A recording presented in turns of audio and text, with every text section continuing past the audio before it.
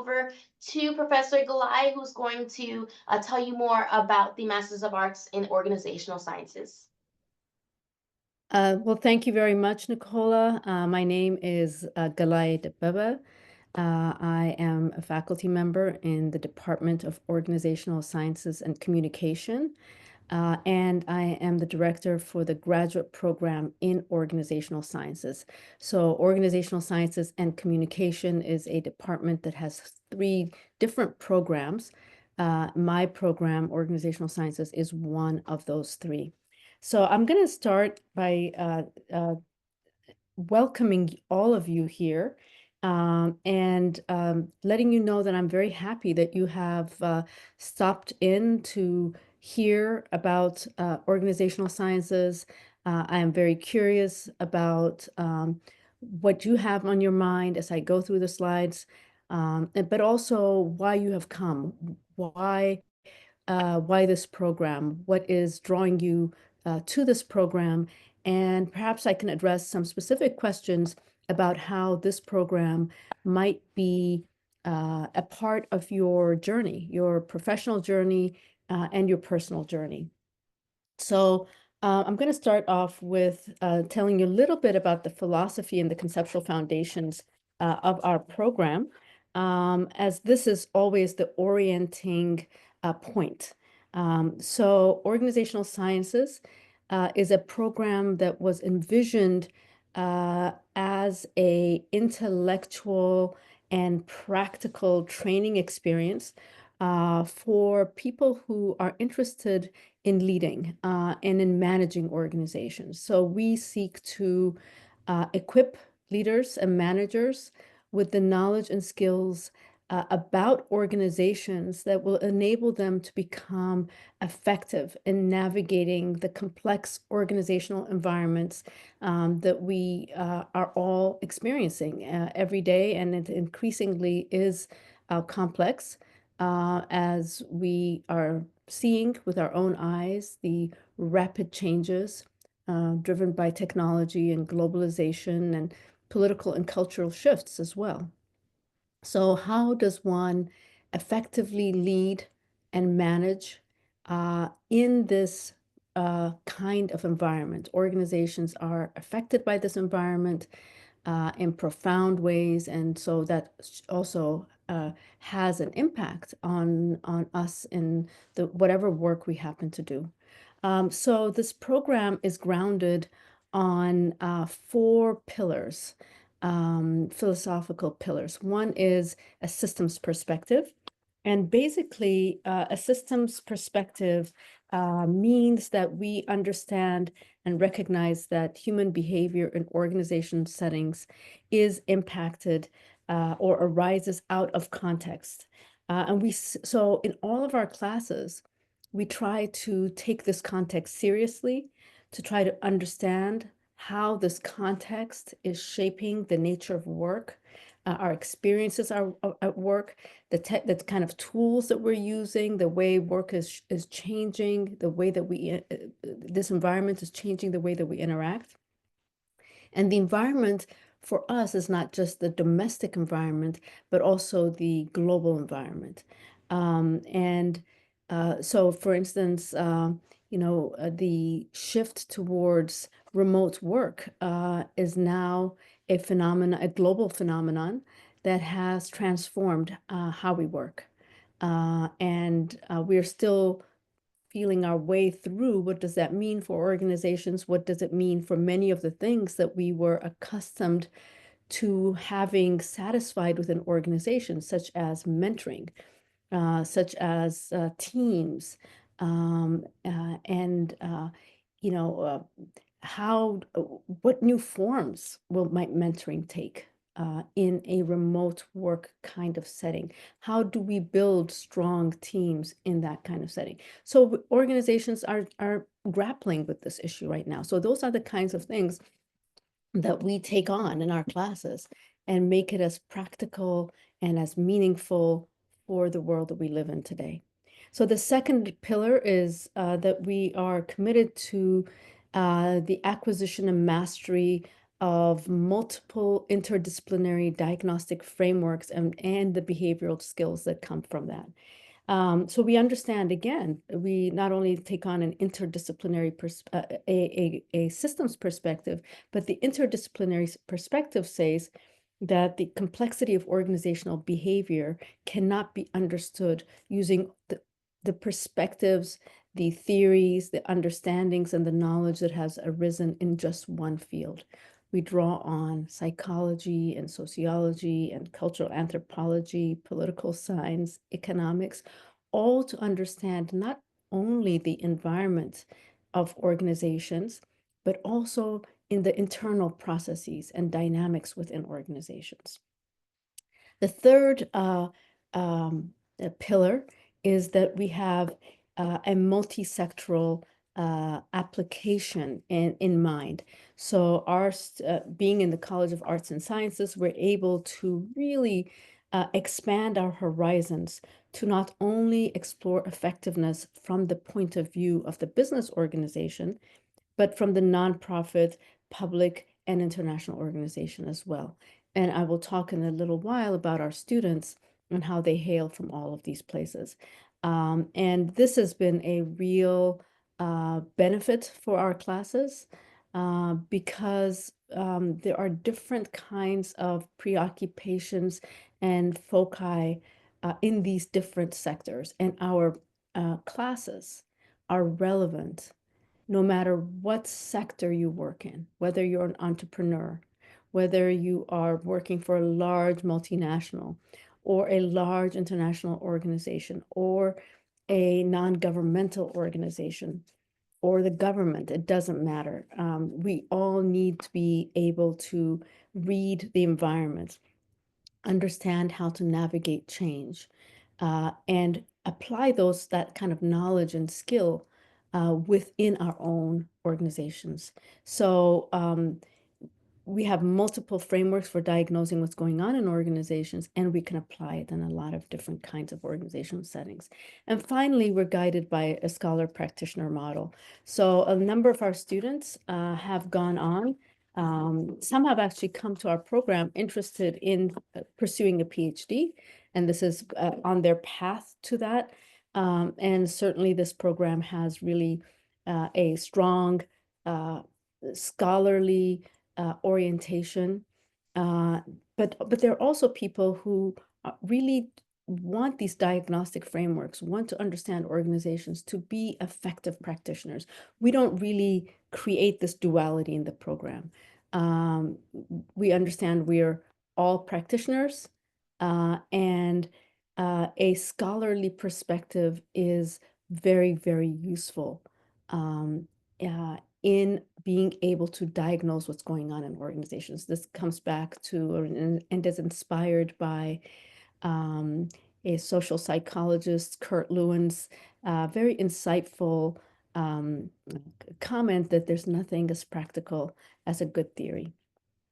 So these are sort of our orienting premises, and it's translated. We translate it into a conceptual framework for our curriculum. So here are the domains that we look at within the systems and multidisciplinary framework. We focus on change and strategy. Strategy is the big picture, looking at the environment, the organizational systems, the culture of the organization, and all organizational, again, not only are organizations embedded in this broader global environment, but the organization itself is an environment in which we work in as individuals.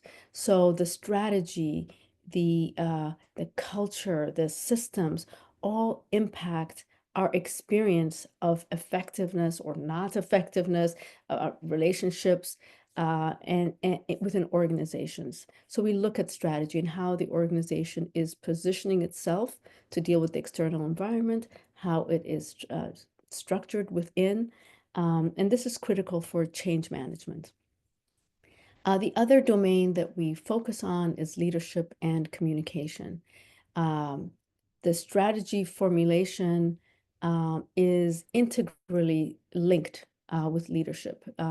It is uh, the capacity of leaders and their mindsets and their cognitive flexibility that becomes a crucial ingredient in the organization's ability to adapt effectively, to formulate strategies that are um, uh, effective within their environments. But leadership also has a component which is not just outward looking, but inward looking. How do you get teams to work together? How do you communicate a vision? How do you get buy-in to a vision? How do you enable the growth and development of leadership throughout the organization? All of these are issues that we tackle in the program, and communication is a key vehicle for this. But we don't just stop at communication. We look at emotional intelligence and leadership within a sociocultural context. So there are a lot of themes related to leadership and communication that we look at. And then finally, we look at this domain of performance and talent management. And here we are interested in how can organizations mobilize the incredible latent talent that lies within each employee at every level of the organization. Clearly, this is linked again with strategy and leadership, but performance and talent management is a special focus as well. Okay, so let me tell you a little bit about our curriculum. So we have what we call foundation courses and required courses. And the foundation courses are like the general broad theoretical ideas within our field, looking at organizations from a macro perspective, as well as a micro perspective. So those are the two essential theoretical perspectives in which our field as a whole is anchored. So management systems is the macro course, and organizational behavior is the micro course. Then we have courses that are required or that were required, and we'll see if I think things have shifted a little bit, but we still think that a focus on economics and specifically managerial economics is critical for leaders who are assessing their environments and really trying to understand what the economic realities are with respect to the decisions that they're making for their organizations. And this course has evolved, and it's still evolving to incorporate other elements of the environment that perhaps we need to incorporate beyond the economic imperative that organizations must satisfy. Then we have a statistics and management course. This is a research methods course, and it's really focused on developing the skills that you as a organizational player, manager, leader need to have in order to facilitate effective decision making that's based on facts, that's based on information that can be used to appreciate and understand the complexities of whatever problem you're looking at. So beyond that, we have these set of required courses that are really a deep dive into the domain of organizations by looking at specific topics that we think are really important. This is by no means a complete list of specific topics within organizations that one could look at. That will take a lifetime. So we decided to focus on those topics that we think are really essential and fit within our framework that I presented to you a short while ago. And our program is really unique in that we're not just sticking to the surface level of just the um, micro and the macro and the methods and the econ, but we're really going deep into what are some of the key dimensions of organizational management that people need to know to um, enrich their understanding of the diagnostic frameworks that they can use to understand what's going on in organizations and being able to formulate various strategies to be effective as leaders. So one is theories and of management, theories of planned change. We've got a strategic management and policy formulation course, organizational communication and conflict management, leadership, and the psychology of individual and group decision making. And then there are 3 electives, and there is a comprehensive exam. The comprehensive exam asks students to be scholar practitioners. So we give students a problem, 3 questions that they answer, and these questions are oriented around specific problems. And we ask them to address those questions as if they were in a managerial and leadership role trying to solve some kind of issue. So they have to be able to draw on theory, but they also have to bring in their savvy as a practitioner to describe how they would address the specific issues that are posed in the comprehensive exam. Some obvious things, we really pay a lot of attention in our program. There's a lot of writing, and we are very uh, interested in ensuring that the integrity and ethics in the research process is something that our students understand and are able to implement in their classes. So every single class that has a strong writing component is anchored in really communicating what the expectations are for academic integrity in writing. We have an excellent writing center, and so a lot of our students make use of that. Um, and part of the commitment here is that writing is such an essential professional tool and a means by which we communicate ideas and influence others, that it is something that our students have taken very, very seriously and have benefited greatly from whatever their subsequent career trajectories have been. Let me say a little bit about advising uh, and our students specifically. Um, our students come from all the areas. I've already mentioned that. Some have been in the government, some have been in the private sector, a lot of them in consulting business, in the consulting business, nonprofits, international nonprofits, as well as domestic ones. And some have been entrepreneurs, some have gone on uh, to academic careers, even though they might have started off um, in any of these other sectors. Some of our students are new; they've just come out of college. They're interested in a trajectory that they're not quite sure what that trajectory is going to be. So they're very much in their early stage of their careers. Some are mid-career people, and some are more seasoned. So we have all of these uh, different career stages and all these different sectors represented in our program. And it makes for a very, very lively kind of atmosphere. One of the things that I've seen, I've been at GW for 21 years now, and I keep in touch with students that I had, 10, 15 years ago.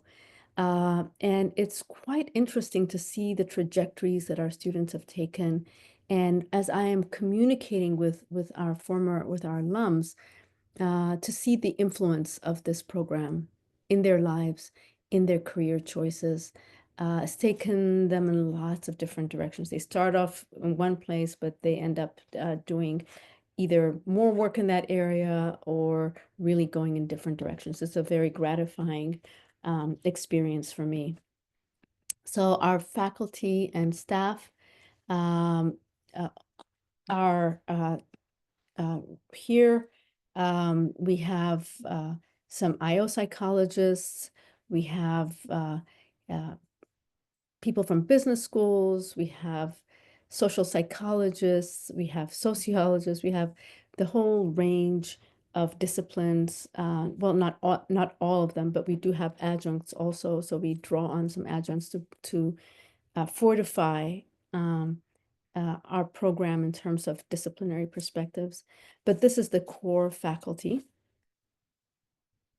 And in terms of program contacts, there's myself, there is our advisor, Mary Lee, and she is going to be the person who, for admitted students, works out a plan of study so that you pretty much know what you're going to be taking every single semester that you're here. Although life happens, things change, and so Mary Lee is the person you would work with to work out your schedule in a way that fits your life. We have our department administrator, and of course we're located right in the heart of DC, close to all the action. So I would very much like to hear some of your questions and comments and anything that's on your mind. So I'll turn it back to Nicola.